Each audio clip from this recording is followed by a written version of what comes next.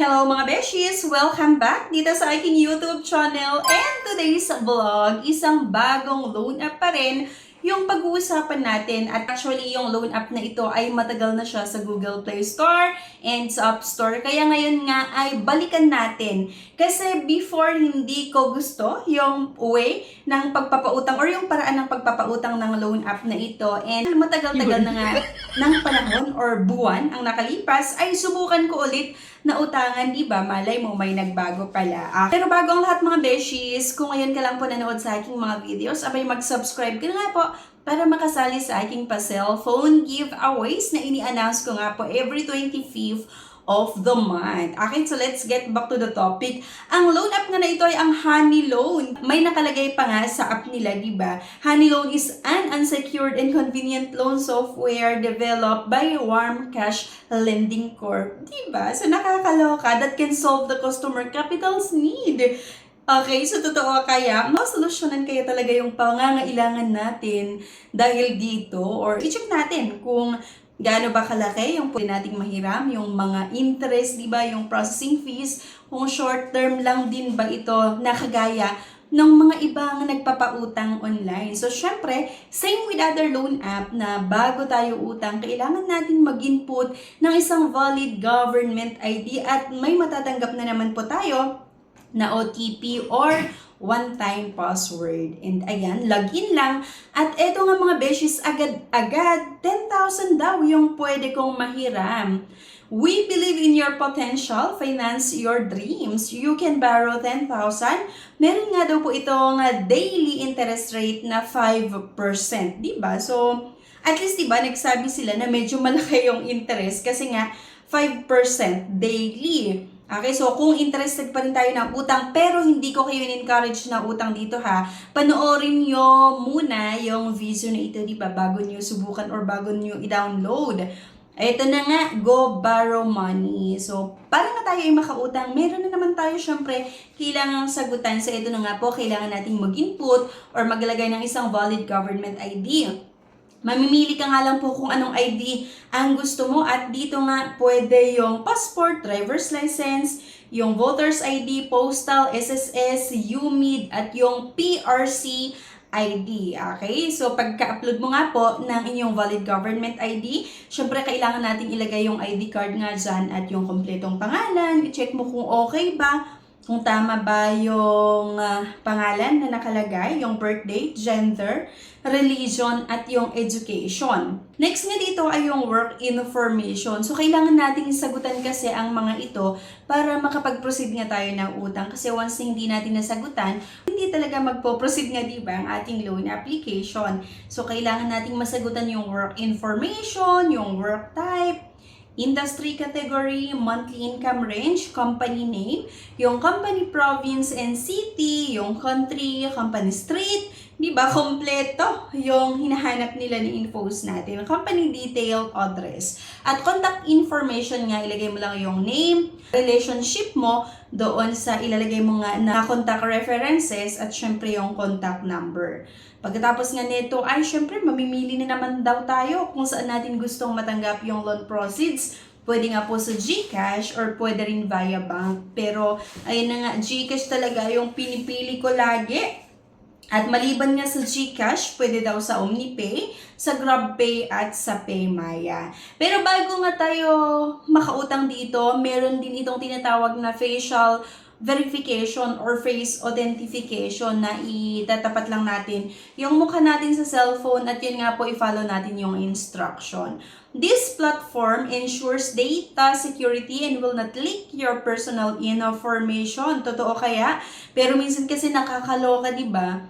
Na kung ano yung number na ginamit natin, biglang ang daming mga nagme-message or marami tayong natatanggap na iba't ibang loan app, di ba? Das minsan may mga nagsisend pa ng link, hindi lang loan app. Loka ako kasi kahit isang loan app lang yung in-applyan ko, kung saan ko nga nilagay yung mobile number ko, ang dami yung mga nagme-message, iba't ibang loan app na.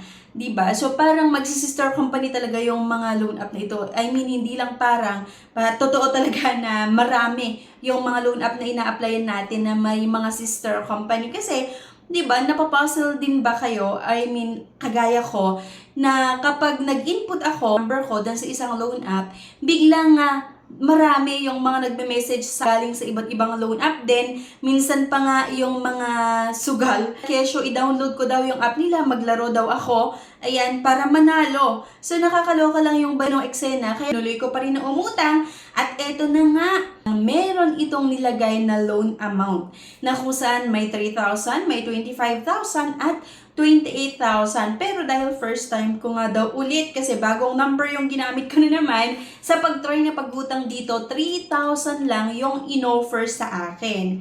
Hindi ko pa daw na-unlock yung 25,000 at yung 28,000. So, ayon dito, borrowing terms or yung loan terms ay 120 days or halos nasa 4 months.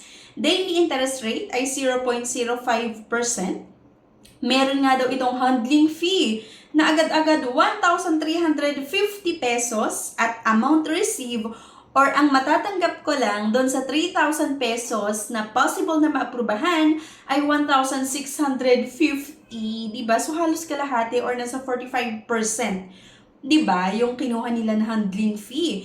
Tapos yung matitira nga na 1,650, yun lang yung matatanggap ko at ang masahol pa, kailangan kong magbayad ng 3,000 pesos within 7 days lang. Diba? Isang loan up na naman na hindi pa rin nagbabago. Ang ilang buwan na, ilang taon na yung nakalipas, hindi pa rin pala nagbabago yung way ng pagpapautang nila. May mga loan up before na hindi maganda.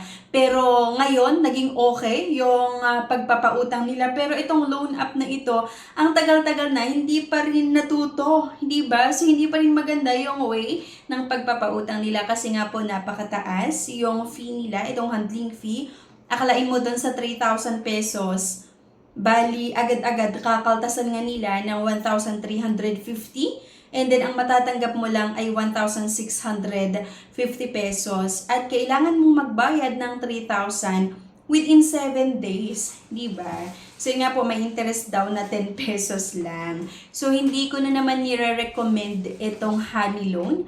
Isang loan app na matagal na pero hindi pa rin nagbabago yung way nga ng pagpapautang nila, hindi magandang utangan. Maliban sa malaki nga yung handling fee nila, ay napaka short term lang. Okay sana kung yung handling fee nila ay 1,350 pero mag-offer ng 3 months or 4 months na loan terms, baka pwedeng patusin pa. Pero kapag ganito, di ba, na handling fee ay 1,350 and then 7 days lang yung terms, ay aba, wag mo nang subukan kung ayaw mo nga na masira yung buhay mo or magdoble yung stress na mararamdaman mo, di ba, pagdating sa inyong due date. And actually, kasi yung mga loan app or yung mga nagpapautang online na minsan kahit hindi mo pa due date, tatagtarin ka na ng iba't ibang messages at minsan nga maraming magmi-miss call or tatawag sa'yo para singilin ka dun sa utang mo kahit bukas pa yung due date mo, di ba? So, hindi talaga maganda utangan yung mga ganitong loan app. Kaya naman mga beshies, kung naghanap ka na pwedeng mahiraman,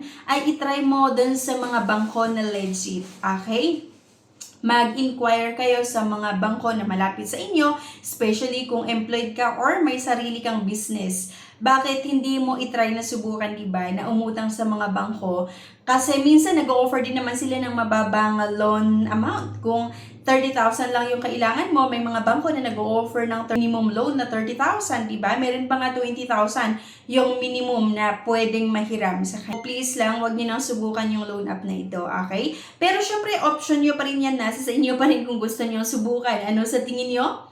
Matutuwa ba kayo or natutuwa ba kayo sa paraan ng pagpapautang ng honey loan or hindi? Sana po i-comment nyo yan at kung meron kayong experience, either maganda man yan or hindi maganda sa loan app na ito, sana po i-comment nyo para mabigyan nga po natin ng babala yung mga iba na nagbabalak palang subukan na umutang dito. Okay? So yun lang mga beshies. Anyway, thank you for watching. Please don't forget to click the subscribe button. Sana like nyo din yung video at huwag nyo kalimutan na i-share. Thank you guys at see you on my next vlog. Bye-bye!